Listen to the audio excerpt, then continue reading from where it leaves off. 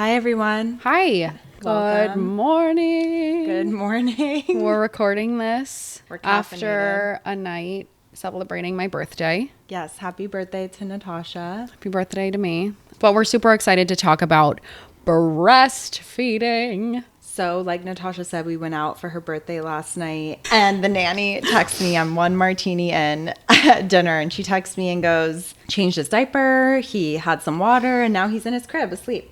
For 7 minutes. She said 7 minutes.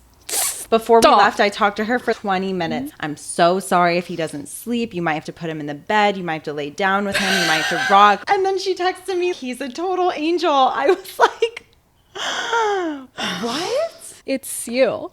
It's me. They always act the worst or like the quote unquote worst for us. Yeah. But that's great that he will do it for someone else. Well, yeah, that's then you the can learning. Yeah. Is that I can go to dinners. And he's capable. Yeah.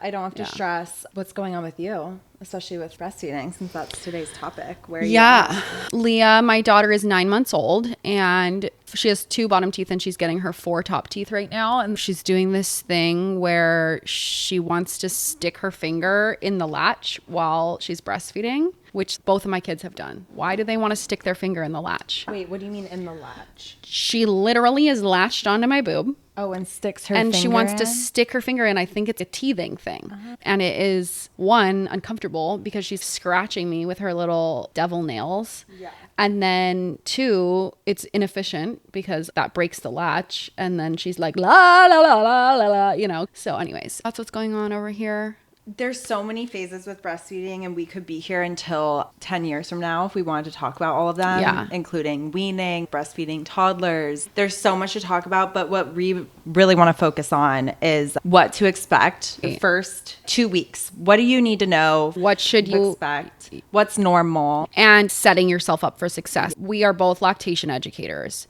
And then we both also breastfed children, 3 between the 2 of us. What are the most important things to know? And a big topic we want to talk about is reclaiming our intuition. Drown out the noise around you, because this is one of the topics in motherhood that we get flooded with the most. And who are the different experts in breastfeeding and why it matters who you are going to for breastfeeding help. Because not everyone has the same credentials, the same training. Or the same interests, you know?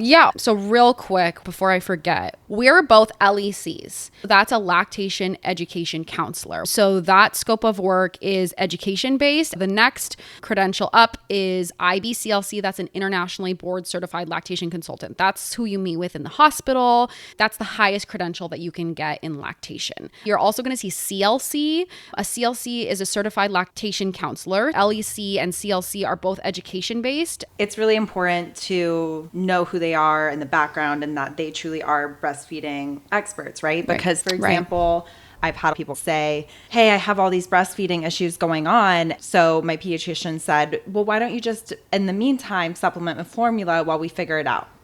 Hey, that's great if that's what you want to do.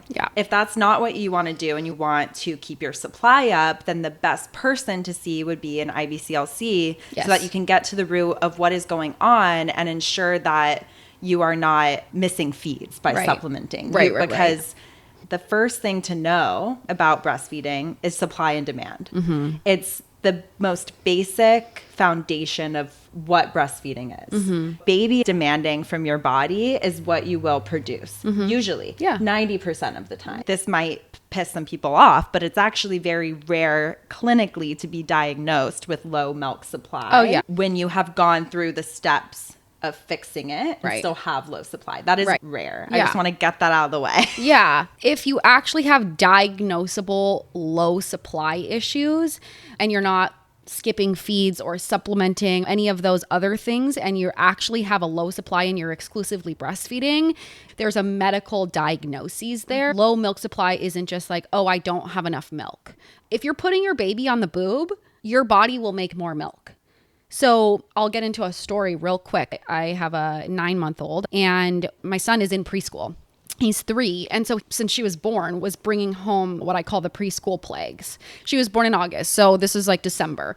Every 2 weeks, we get hit with another preschool plague. So that poor child has been building her immune system since birth.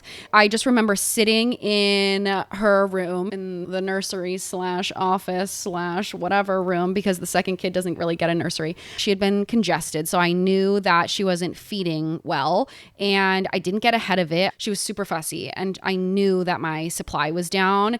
And we'll get into bottle refusal at another time, but she has never taken a bottle, not by my choice. I was just like, okay, my supply is down. We got to get it back up. And I just sat in the room with her for, I don't know, 90 minutes, holding her and putting her on the boob every 10 minutes. So we just sat there and cluster fed. And I knew that it was going to be a rough night. I knew it was going to be a rough couple days, but your body is constantly making milk. So your breasts are never empty. If your supply is down, like in that scenario, you just have to feed more often, because they'll get smaller amounts more often. Or if you have a robust supply, you can go 3 hours between feeds potentially, depending on how old your baby is. Babies are designed to cluster feed, and they go through growth spurts, and they need to cluster feed to tell your body, okay, make more supply. I want more milk. Yeah. Let me preface this with, we should explain that it is natural to lose a bunch of weight during the first week. Yeah, up to 10%,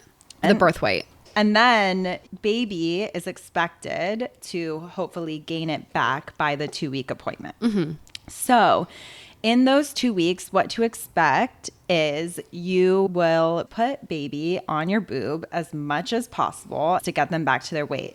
Like Natasha said, usually baby will be demanding that. There's cluster feeding that's happening, which means baby could be feeding, honestly, sometimes every 10 minutes, every 20 minutes, every 30 minutes. It's a lot. If your goal is to exclusively breastfeed, honestly, I was going to say any big advice for the first 2 weeks, it's just keep baby on your boob literally 24/7. Anytime your baby makes a noise in the first 2 weeks, you should put them on the boob. Yeah. That's rule it out. Like 100%. Check the diaper, make sure they're not too cold or too hot, and then put them on the boob. That is setting yourself up for a good foundation. Going into breastfeeding with my second kid, I set myself up for so much more success mentally, knowing what I knew the first time. Because when I had my son, I had no idea. And they were like, okay, baby feeds every 2 to 3 hours. So he'd be crying and I'd be like, well, I just fed him. He's not hungry. He must just be pissed off about something else. No, he was hungry. He was trying to cluster feed. And I was like, you're not hungry. Yes, he is. And that is normal. It's not because you don't have enough milk. It's because they're made to act like this, supply and demand. And the first 2 weeks, it's like going into battle, right? You're going into your labor and you're like, okay, this is going to be really hard, but it's not over when the baby comes out, right? You need to set your mindset so that when the baby comes out, you're like, okay, I got through labor. That was hard. I got through delivery. That was hard. Now I have breastfeeding. And this is going to be maybe a hard 2 weeks, but this is how I'm going to set us up for success and have the most robust supply that I can. And if you can get through those first 2 weeks, then you can move on to the next. So there's all of these phases in breastfeeding, and the issue with supplementing, which I did with my first, which is totally fine again, if you want to, but if you're trying to continue breastfeeding and you're supplementing, then you have to introduce a pump. Then you're introducing bottles. And it can just get really, in my situation, really overwhelming because you have too many things going on. You're holding the baby, you're nursing, and then now I have to pump. Now I'm going to feed them what I pumped in the bottle. If you just are putting your baby on the boob, I promise it's easier than adding in additional things. We make things too complicated. Yes. And Natasha and I talk about this all the time. And first of all, one of the main reasons cited for women wanting to supplement or stopping breastfeeding is perception of low milk supply. Yeah. Perception is the key word there because like I said, it's rare to have a diagnosable low supply. If you have gone to an IBCLC, you've gone through all the steps, baby's been on your boob 24/7, and you still have a low milk supply, that's a different conversation. We're not talking about that. Typical breastfeeding. I went into it being like, I'm going to be a cow. I'm going to be a slave to the boob. And I know that. And I'm okay with that. And I'm going to build my life around it because that's normal. And my baby's hungry Well, and it's normal. And it's natural. And it's natural. That is the biggest thing. And I think what you're saying is huge because boobs are not flesh colored bottles. Bottles and breastfeeding are not the same. If you're doing bottles of formula, there are a certain amount of calories per ounce. That's not how breast milk works. If you have 6 ounces of formula, it is not the same as the exact same ounces of breast milk. So if you go into it thinking like, oh, my baby is going to go every 2 to 3 hours, every 3 to 4 hours at this age, we're going to have a schedule and blah, blah, blah, blah, blah. And if you go into it thinking that's how it's going to be, you are going to be disappointed. You are going to think you have low supply. You are going to think that your baby's doing something wrong, that you're doing something wrong. So it's huge going into it, knowing what to expect. Yeah, it really helped me. And also what helped me a lot is believing that it's baby led. Yeah. Instead of me trying to control something that is super biological and natural and it's a process. And I think such a big part of breastfeeding the first 2 weeks is understanding the cues, knowing when baby's hungry. I just let my baby figure it out and tell me when he was hungry. And it released a lot of the stress. Like Natasha said, a lot of people can't cope with the fact that they don't know how much their baby's getting. And I think going in before birth even happens, knowing that that's a thing that you can't control and that what you can control is you can follow your baby. And it's that intuition we always talk about is it's so hard to tap into, especially when you feel lost and you're in postpartum. But it's the only thing that made it easy for me. And I will preface this by saying that society doesn't make it easy for moms to follow that intuition because a lot of the times, for example, if you have to be cluster feeding every 10 to 20 minutes, but you're dropping off a toddler, you're going to work, you have to put your child in daycare, it's overwhelming. It just seems like everything's against you. Yeah, it's not conducive to sitting with your baby in a room for 90 minutes and cluster feeding. And I had to learn to be okay being anywhere cluster feeding. Yeah. Wherever I am, like if he's hungry, then he's hungry and go with the flow. And going with the flow is super hard for a lot of people. And it ties right back to not knowing how many ounces your baby's getting. So the first time I could not mentally accept that I didn't know how much he was getting. And now I know it doesn't matter how much he's getting because breast milk is biodynamic. So like in the morning, your milk is more watery. It's like your baby's cup of coffee, right? It's got different hormones in it. We're waking up for the day. There's a bigger amount. So they're going to get a nice big feed in the morning, right? That's just, why are you laughing I just love your description. It's great. Keep going. Okay. It's a nice cup of coffee. Right? They do a big poop after. In the evening, your hormones change and there's a smaller amount, but it's way more fatty. It's more calorie dense. It has a bunch of sleepy hormones in it. It's fatty, so it helps your baby sleep. It's not a huge amount, right? Like maybe you have 6 ounces in the morning. Maybe you have 3 ounces before bed. It does not matter. It's not the same as bottle feeding formula. This is a great example. So babies are humans, right? We're humans. What if... We're not dolphins. We're not dolphins. What if for every meal I told you, you had to eat exactly 2 burgers plus 20 French fries, not 19, not 18, not 10. When we are having those thoughts, that's what I kept going back to. I can't expect my baby to want exactly 6 ounces at every feed. First of all, their stomachs start out this big. They're trying to fill them, snack a little, and then they're hungry again in 20 minutes. And when you understand that that's natural for a baby, you start to get less frustrated about the process and shift it to be like, my baby's hungry, so I'm going to feed them. That's it. That's it. And don't let anyone tell you, oh, you don't want your baby to be snacker. Like you want them to take a full feed. If I hear someone tell a new mom to make sure that their baby is getting a full feed, look, there's a difference between having a sleepy newborn and having them on the breast and trying to keep them awake so long enough to get a full feed. Sure.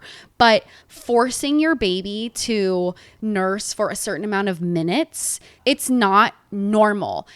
your breast is not a bottle, right? You have a letdown, right? So there's a big gush of milk and then it slows down. So if you have your baby on the breast and they're nursing, you're like, we're going to do 15 minutes on each side. Okay. Like, babies aren't machines.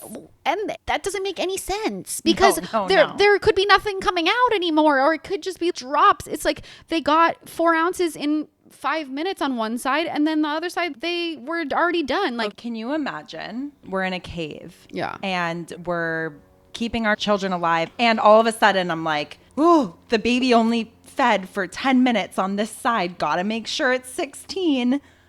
It's like we're thinking about the wrong things. Yeah. It's like how we talked about how instead of thinking about our postpartum mental health before birth, we're thinking about what color stroller our baby needs to have and what we need to purchase. It's like somehow motherhood has become so complicated. And I think half of it is because society makes it that way. Yes. I think the other half of it is we make it that way. Yeah. And when I say we, I mean the way we're told to approach it, the things that we're told to do is just so against motherly intuition. We've just lost the things that matter because what companies are doing is profiting off of parents who are desperate for sleep, for anything that's going to make their lives easier. And the companies are profiting on that and marketing to those desperate parents. And I'm not saying you don't need some of these things. I've bought all the things. I've tried them all out. But like I've said in a previous episode, the amount of money that I spent on items versus I wish I would have spent that money on support, whether that be a nanny or a therapist or an IBCLC or a postpartum doula. I mean, are you kidding me? These strollers that I purchased, the Snoot, it just has gotten out of control. And when you're in it, you want to control things. You're trying to set yourself up for success. But what really is going to set you up for success is education and your help, your village. Yeah. And we just want to give you the tools and the education to understand that bottle feeding and breastfeeding are not the same. The expectations that people have around sleep and breastfeeding versus bottle feeding are not helping anyone. They're actually doing women a disservice by setting them up for disappointment and frustration. I just remember feeling like, what am I doing wrong? What's wrong with my baby? I think the biggest thing too is we want to build confidence in a positive way. Right. Like the more education we have, the more confident mothers will feel. And I feel like so many moms the first 2 weeks are thinking those things. Is this right? And seeking out that help. And a lot of the times IBCLCs are covered now by insurance. Yes. There is no harm in it. I was just talking with a friend who just gave birth and she was like, well, this hurts and this hurts. And I was helping her over the phone and I was like, have you called the lactation consultant? And she was like, well, I feel like I don't know if I 100% need it. And I was like, well, that's when you should go in. Yeah. When you don't know if you need it, because if you wait too late and there's an actual issue and your nipples are bleeding, that's not normal. No. Something went wrong along the way. It's not your fault. No. But something went wrong and now you're in pain. Yeah. And now you have to suffer through feeds, which is not normal. No. So seeking out that help builds your confidence, brings you peace and understanding of what's going on. The second time, I set myself up for success much better.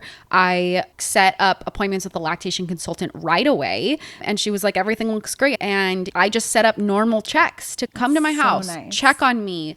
And to me, that was so much more worth it than 75 swaddle blankets of varying shapes and Velcros. Yeah, let's go back to the predatory marketing for a second. I want people to realize that as lactation educators, we're still proponents of fed is best. Fed is the minimum. Fed is the bare minimum. Of course your child should be fed. We want you to feed your child and we want to way. support moms in whatever choices they make, and we want to help you make the most educated, the best choices for you, your baby, your family, your situation. All of those things. And I just want to get that out of the way because I feel like too often, anytime someone tries to talk about breastfeeding, the difference between breastfeeding and bottles, attack, pitchforks out, fed is best, breastfed's best, this is best. I want to just say right now, we're not going into that. I'm done with that conversation. Feed your baby however you want, but I will be the first to call out that formula companies are businesses. I don't like the way that they are predatory marketing. I got formula sent to my house when I was pregnant. How did they even know I was pregnant or get my address? It is, in my opinion, so messed up that companies that are supposed to feed babies, that should be their mission, to feed babies, can market in a way that is just so intense. The amount of ads on my Instagram saying, just in case, buy this formula and this and this and this before birth. What that's doing is it is automatically lowering a mother's confidence, and it's doing the opposite of education. Regardless of what your goals are, it's like the commercials on TV. Ask your doctor about so-and-so drug. What? Like, thank God for formula, because it exists for a reason. Yeah. It saves babies' lives. I just got the chills. It should exist. Thank God it does. Yeah. Yes. What we are against is the predatory marketing coming for moms, preying on sleep-deprived moms, the marketing saying your baby's going to sleep better. I mean, my God. They are preying on desperate sleep-deprived moms, and that is not the answer. The answer is education. The answer is support. The answer is help. The answer is your village. The answer is not formula companies and other baby product companies who are coming in saying this is going to be the end all be all. This is going to save you. This is going to make your life so much better, because it is not. No. And also I got an ad the other day and I sent it to Natasha, and it was from a well-known formula company and it was an influencer. Well, I am so glad that I got this formula, because at day 2, my milk wasn't in yet. I was so stressed. I had to use it. My baby never would have survived. That is literally false advertising. Yeah. Your milk does not come in until sometimes day 3. That is normal. That is a 3 to 5. Yeah. Is normal. 3 to 5 days. And your milk, that we're talking about your mature milk. So from the second you give birth, we have lactogenesis happening. The more you put the baby on the breast, technically it already does, because colostrum is milk. So colostrum is the first milk that comes out. Want to talk about colostrum, how all of these companies are now selling cow colostrum to like bodybuilders and influencers all over Instagram. Predatory marketing is never going to go away, right? Formula is keeping babies alive, which is the most important role a company could have. Yes. And so to be marketing in a way that has false information and is targeting for money in a predatory fashion is what we have a problem with. It is disgusting. Formula companies have actively lobbied to lessen maternity leave. That is a fact. No, not all do that, but there are companies out there that do that. And I don't even think I need to say anything else with that point. Formula companies not just they currently have lobbyists working to actively decrease maternity leave in America, because it is proven that the shorter maternity leave is, the more their sales increase. There's no money in breastfeeding. And if everyone breastfed, there would be no money in not these just companies. That is, we're fighting for the wrong things, right? What we need to be fighting for fighting for mothers having the choice to breastfeed, is paid leave. That is no secret. Moms can't breastfeed as long as the World Health Organization says, which is 6 months exclusively and then up to 2 years tandem with, in what world? People go back to work at like 2, 3, 4 months. So what we're saying is formula in this day and age is not only necessary to help babies survive, but is also necessary because we don't live in a society where mothers can breastfeed as long as they want. Where this conversation brings us, and I'm getting heated with my hands, I'm sweating. We're saying be skeptical of the targeting that you get and get education so that you don't have to have fear-based propaganda thrown at your face. Like, it is natural for milk to take a few days to come in. And guess what? If you supplement with that formula that was targeting you during those first couple days, your supply will go lower. Yes. If your goal is to breastfeed, then breastfeed. Don't supplement. Later on, if you're like, okay, I need to go to work and I don't want to pump, yeah, I get it. Totally. But if you're trying to breastfeed for whatever amount of time, those first 3 days when you quote unquote don't have your mature milk in, colostrum is so dense in calories. 1 drop, 2 drops, 3 drops, whatever you're giving to your baby is all that they need. We are animals in clothes. If you can expect anything, expect to be a cow. Yeah. That is feeding a child with your nipples. Trust the process. Trust the process. Everything your baby needs is in those few drops of colostrum. Yeah. Like I said, their stomach is this big. I mean, by I think day 3, it's the size of a cherry. They don't need ounces and ounces of milk. Yeah. They need drops. So my son was born and he was hungry. He came out so hungry. He was awake. Well, like people talk about, oh, like they're sleepy, blah, blah. No, he wanted to eat. And he's been like that ever since. That's just who he is. He's a good eater. We both had really chunky, huge boys. Well, not at birth, but they became chunky, huge boys because they're good eaters. But my daughter, she was born and she was sleepy. And I was like, oh, this is what people are talking about. Because my son was like, feed me, like all hours of the day, all hours of the night, wanted to eat. My daughter, she would latch on and fall asleep. And I had to do all the things, wipe her with a wet wipe and tickle her feet and take all her clothes off and change her diaper in between sides. And I even would hand express into a spoon. So I would hand express colostrum into a spoon and then I would feed it to her because I was just trying to get calories in her. And also I was trying to get colostrum out to signal to my body, make more milk, right? Because she was so sleepy.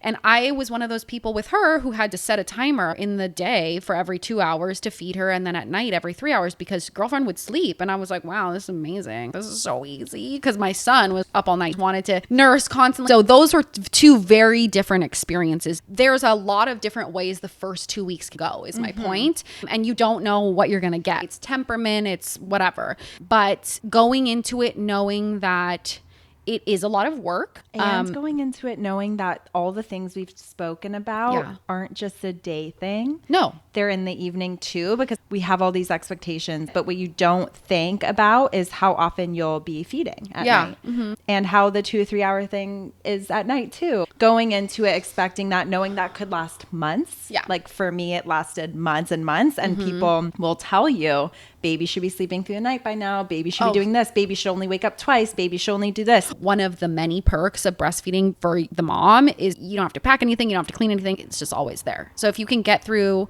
the first few weeks where you and your baby are learning, I think that's such a huge call out is your baby doesn't come out knowing how to breastfeed. They are also learning. So you guys are learning together. And if you can be like, oh, we've got this, we're doing this together and go into it like that, you're going to give each other some grace. We're figuring this out.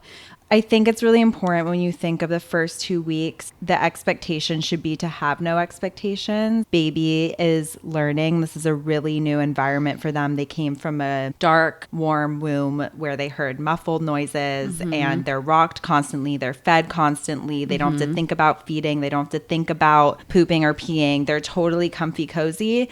They come out and they're learning everything, pooping, peeing, eating, sucking, all of these things. And at the same time, it's bright, it's loud, they're not being held 24/7. It is super shocking for them. And to know that it is them also learning at the same time as you is a really good call out because it makes you feel more on the same team. Yeah. You're learning it together. Everything comes down to temperament and who your baby is. Like Natasha and I as adults don't do anything exactly the same. Right. Babies don't do anything exactly the same. Comparison is the thief of joy in motherhood. It is the thief of joy.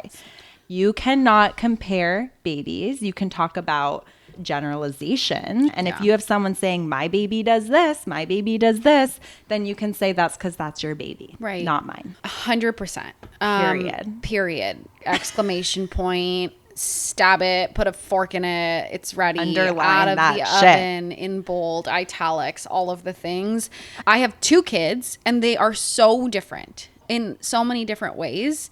And we've got the same genes. How would my baby and your baby, and people who say, oh, my baby takes an 8-ounce bottle and then sleeps 9 hours, whatever. It's like, okay, like some babies will never take an 8-ounce bottle. No matter what. Some babies will never take a bottle. My daughter has never taken a bottle. I've been trying since she was 2 weeks old. Girlfriend came out with opinions. Yeah. She is not having it. No, all babies are different. My son was like, sure, I'll take a bottle. Anything in there, I'll have it. I'm hungry. And everyone was like, you are going to breastfeed less at 6 months because you introduced solids. My baby didn't like solids till 9 months old. Yeah, and that's normal. It's normal. It's in the normal range. Yeah. And our pediatrician was like, food before one's fun. Keep exposing them to the textures and the tastes. And who cares? Right. Who cares? So pediatricians see your baby from birth till they're 18. So they have a huge amount of stuff that they have to cover, that they have to know, that they have to look out for. And we see them for like a 15-minute appointment, right? So they have to look at the biggest things. Is your baby thriving, right? They measure their head, they measure their length, they measure the weight. We're looking at very basic markers of health. A pediatrician is an expert at a lot of things, but they don't have an immense training in breastfeeding. This is actually something that shocked me. Yeah. And I was talking to pediatricians that are friends, and I know you've also had this experience where they're like, oh, your training, you actually got more educational hours than I did. Yeah. Because ours was 95 plus hours. Yeah. And they see so many mothers experiencing stuff. They're knowledgeable. Of course. But when people are struggling, they need to be referred out. Yeah. To the expert, which is an IBCLC. Refer. Which they usually are. Like in my experience, my son wasn't gaining a ton of weight. My nipples were bleeding. I was having a really hard time. And my pediatrician was like, I have no idea what to do with you. And she sent me that day straight to an IBCLC and was like, your baby is gaining a borderline amount of weight. And I just want to get ahead of it, which of course made me feel horrible. But also it was so good to get ahead of it. And I'm so glad that she referred me out. Instead of being like, oh, it's not working, just do formula. She was like, let's go talk to an expert. I think that pediatrician offices should have IBCLCs on site or some clinic that they refer to for every patient 100% that is breastfeeding. Yeah. Like I said, with my second, there's no question in my mind that I'm going to see an IBCLC, and every single person should. Because why not? What's the harm? I was a second time mom. I have lactation training, and she was like, yeah, I think you were going to want to buy a stool. Like, don't you want to get more comfy? I'm like all in this weird position. Breastfeeding was going great, but she's like, you look uncomfortable. Like, why don't you help yourself out a little bit? But just having someone check on you, like we've advocated for in previous episodes. Yeah. Just major. It is major. I think getting some educational classes before, it's honestly really beneficial. Even just a breastfeeding 101 class, knowing the anatomy of it, what's normal, what to expect is so important, because just like birth, you know, we don't see women breastfeed, and a lot of the times we're hiding under shawls or we're at home alone, and that's fine. It might be what you're comfortable with, but I do think it does us a disservice because we're going in blind and don't know what's going on and what's normal. And knowing that you are going to be breastfeeding 24/7 and that it might not be 2 to 3 hours and it might not be a specific amount of ounces, knowing that, and knowing that the only thing you're in control of is supply and demand, in my opinion. Yeah. No, not your opinion. That's facts. That's breastfeeding is biological, but it's also an art, right? So it's not black and white. You cannot say it's this every time. It's not. It's also an art. You have to get the feel for it. Your baby has to learn. Yes, babies of course. have preferences. My daughter went through a phase where she would only nurse if we were side lying, laying down. And I was like, well, this is inconvenient, because I couldn't nurse her while we were out. I would have her in a cradle position and she would be like, nope. I'd rather starve. Yeah. And you just adjust. You just figure it out as you go. The first time around, I was so stressed about all of the things that come up because they go through phases. And when you're thinking about all the things to buy or like what you have to do in the first few weeks, so many people are like, you have to pump on this day and then put it in bags and do this and do this. I don't have to do anything.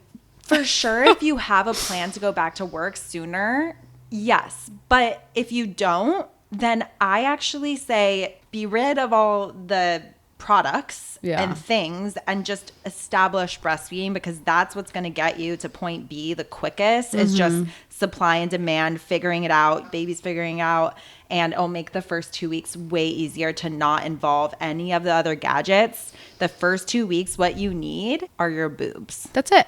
That's pretty much it. Water. I wouldn't even, lots of water, lots of snacks. I wouldn't even complicate it with introducing a bottle either. The sweet spot for bottles, usually for exclusively breastfed babies, is more towards 4 weeks.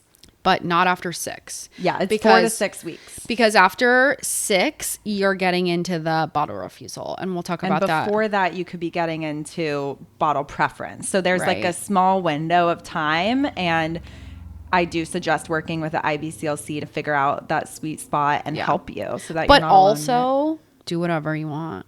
Yeah. I introduced a bottle with Leah at 2 weeks. My daughter, who is now 9 months, she never took a bottle. Babies have preferences, and you can try to guide them in a certain way, but sometimes babies will just not want to ever feed from a bottle. Also, like, say your baby has to be with someone else and has a bottle refusal, you'll figure it out. I have friends who the baby never took the bottle in their house, went to daycare, totally fine, took a bottle, or didn't take a bottle, drank out of a cup. And figured it out. Figured it out. I'm not saying it's easy, and it does feel stressful when stuff like that comes up, but also you will work through it and everything will work out. When people talk about breastfeeding, they talk about being nervous about supply and nervous about nipples hurting. The only thing that worked for me was ditching the creams, ditching the butters, ditching all the weird things that they try to sell you on. Put a little bit of breast milk on your nipples in the whole first 2 weeks and walk around with nothing on your boobs. Do not put a bra on, even a nursing bra. Yeah. The minute my midwives and the IBCLC I was working with was like, let them free, my life changed. Do you think people way back in the day were using this and then this and then this and then a nipple cover, all these shields? It's like those things end up being just more things to get in the way. And so before you get to the point where you need those things, air it out. Air it out. Get some vitamin D on those titties. And some breast milk. Breast milk, for it's sure. So hydrating. It is nature's It's not nipple cream. that complicated. And why should we be worrying about someone the first time was like lanolin is the best. Lanolin. Now they're like, don't use lanolin. It's like, why not just avoid it all and just use breast milk? It's free and it's natural. You can never be wrong. Less products, less stuff. I will say that both times I did like the silverettes because some too. So for with breast milk on them in the freezer. Ooh, the freezer is smart. So good. You cannot use silverettes and creams. So breast milk and the silverettes, that would be creams just don't get. Well, also, why am I putting... They get in the way. You're like, is this safe for baby? Ooh, like I read the ingredients. It seems like it's safe. Is it though? What is the research? Have they done a ton of stuff? Let me tell you, not a lot of studies on women's titties out there.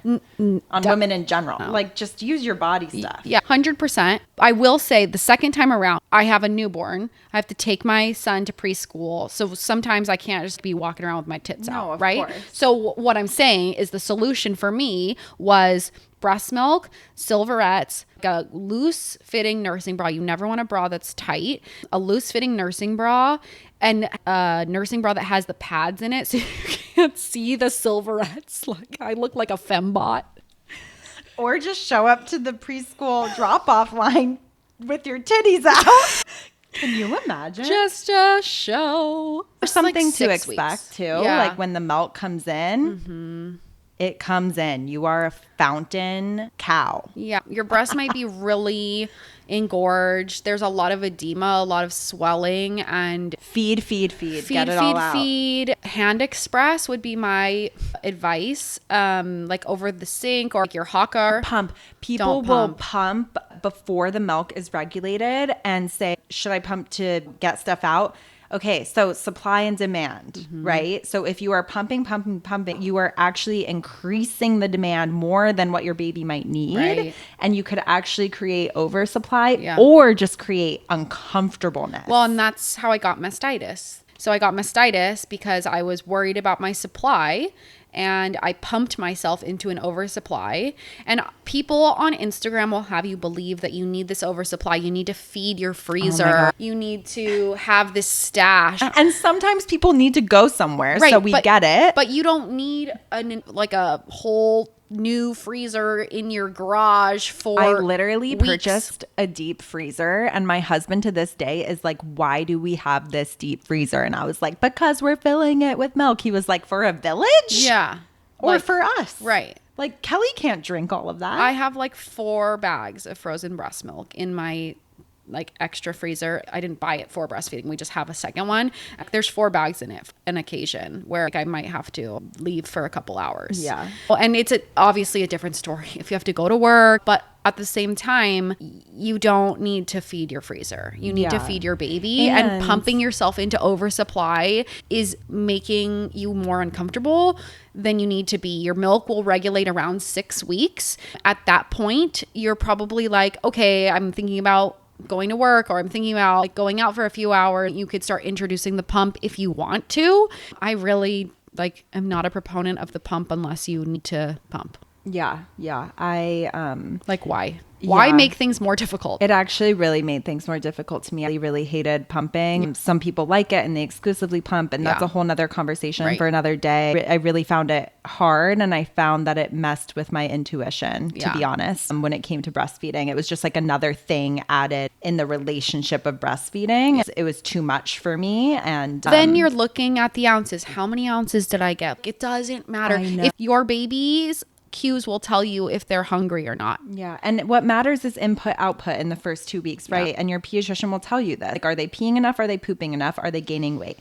Everything else, just throw it out. Throw it out the window. Yeah. Supply and demand. Put baby on the boob whenever they cry. Honestly, just do it. You can't overfeed your baby breast milk. It doesn't happen. They will pop off. And trust me, I had a chonker, and he was perfectly healthy. He's a perfectly healthy boy. Yeah. Babies cannot get too big from breast milk. It's just not biologically possible. They will pop off when they aren't hungry. Right. And on the other side, my daughter just was like, I would rather sleep than keep eating. And she's never been chubby, and she's perfectly normal too. Some babies are going to be bigger, chubbier. Some babies are 1 percentile. Some babies are 99th percentile. That is normal. Right. And we talked about this a lot because it was messing with your intuition, because you were Natasha was getting told, oh, your daughter's not measuring up well to these growth charts and these, but I was like, but what do you feel is going on? Because she was thriving. Yeah. She was eating. Hitting all her milestones. Hitting all the milestones. Looked good. Yeah. Looked totally healthy, beautiful baby girl. Yeah. And so you really have to check in with yourself, get another opinion, because when she asked the IBCLCs, they said, you know what? We're not really worried about it. Let's keep checking in, but we're not worried. She looks like she's thriving. Right. So that's an example of, yes, go to the pediatrician, get the growth charts, blah, blah, blah. Comparison is the thief of joy in motherhood. Your baby is not the growth chart. They are individuals. Yeah. And all that matters is that they are thriving the way they are supposed to. Both of my babies have been low gainers. And that doesn't mean that I didn't have enough milk. There's just all of these growth charts are averages of babies all over the country, right? So some babies gain a ton of weight in the beginning. Yeah. Some babies will only take a certain amount. That doesn't mean you have low supply. Yeah. It just means that your baby is doing what they are going to do. Both my kids started exploding in weight as soon as I started feeding them solids. I don't know. That's just the way they do it. Yeah. I just am a huge proponent for, like you said, going through it twice now and stressing about that both times. Look at your baby. Are they happy? Are they healthy? Yeah, and seek out expert opinions on breastfeeding, Right. which are IBCLC. There's lots of resources on how to find them. Knowledge is power. Use that knowledge however you wish, right? But why not take a breastfeeding course? It doesn't have to be like a super expensive, huge course. Even just go online and learn about it on the World Health Organization or La Leche League, San Diego Breastfeeding Center, or any of these organizations that have amazing online content that's free. Because again, I think it can get predatory in terms of, I'm going to make you pay for this huge breastfeeding course or this huge sleep training course. Oh my God, it just gets insane. So look for free, amazing resources. If you just Google like IBCLCs near me, I guarantee you there is a free breastfeeding support class led by a clinic that has IBCLCs, lactation counselors on staff. It might feel a little bit out of your comfort zone to go, like, what's the worst thing that could happen? You could be like, okay, well, I don't want to go back. The best thing that could happen is like, wow, that I learned some stuff and I met some moms that are going through the same stuff I am. There's no cost. There's no bad things that could happen. It's just getting there. In San Diego, there's WIC. There's the San Diego Breastfeeding Center. There's Milk and Mama. And those are just a few I know off the top of my head that I love. La Leche League is really good. La Leche League. They have great resources online. There's tons of free resources, but we're here to tell you that you got this. You got this. And it's worth it. It's worth it. I really want moms to reclaim confidence and intuition. And it's not all the different products you have to buy. It's more so the education, the support that's needed. And fuck everyone's opinions. Yeah.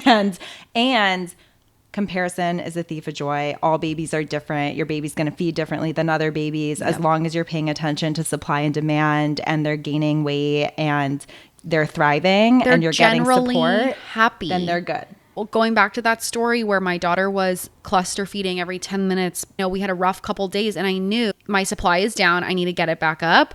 And it takes a couple days, right? For supply and demand to kick back in and start ramping up. But because I knew that, I was like, everything's going to be fine. Yeah. She might be up every 2 hours for the next couple nights, but then we're going to get through it again. And have no expectations about sleep. That's where you hear a lot of people be like, we're going to parent 50-50. I think a big expectation with breastfeeding, if you want to exclusively breastfeed, is being at peace with the fact that it's not 50-50. But by the way, it's not 50-50 from the start. They're a sperm donor, basically. You get pregnant, you have to go through birth, you have to go through postpartum, you have to feed. Let's reframe it so that we're not all super disappointed at the fact that it's not 50-50. We biologically are programmed for us to be doing more. So what could your partner do? It's a good thing to think about before birth to offset that. What could they do that makes sense for them to do? Can they lean into household stuff more? Can they lean into taking the dog on a walk? Dogs can be very overstimulating. Right. Things like that, because I'm sorry, but if you want to exclusively breastfeed, that's a big thing to expect, is that you will be doing a lot of the work.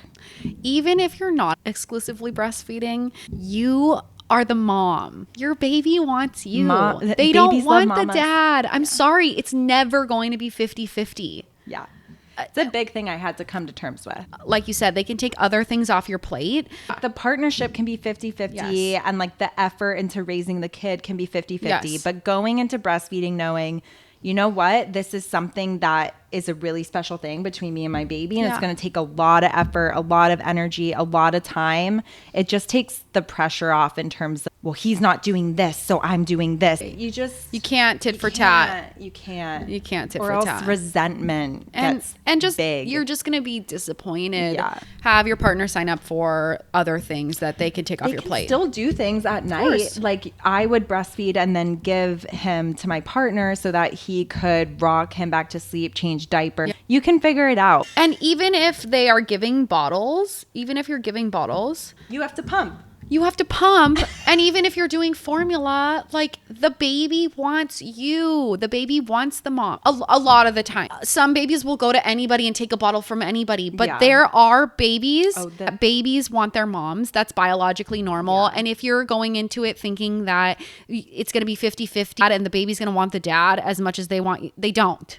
So just set yourself up for success and go into it knowing that you're gonna carry the brunt of the work in the beginning. And then my son is 3. He wakes up in the morning. I'm like, hey, good morning, buddy. Where's dad? It's all phases. If you could lead today knowing a few things, it's everything we talked about with supply and demand, knowing the expectations the first 2 weeks. It's going to be a lot. You might experience a lot of cluster feeding. It's totally normal. It doesn't mean you have low milk supply. It's that your baby is demanding you to increase your milk supply. So that's what's going on. And you can expect a lot of feedings in the day, a lot of feedings at night. Just know that in the first few weeks, it's totally normal to feel overwhelmed and that your baby is constantly attached to your boob. That is nature working properly, and that is the symbiotic relationship that is breastfeeding. Reach out if you have any questions or need support. Don't forget to check out some of the online resources we mentioned, such as the Latch League or free breastfeeding support groups in your city. Bye, everyone. Thank you for listening. Bye.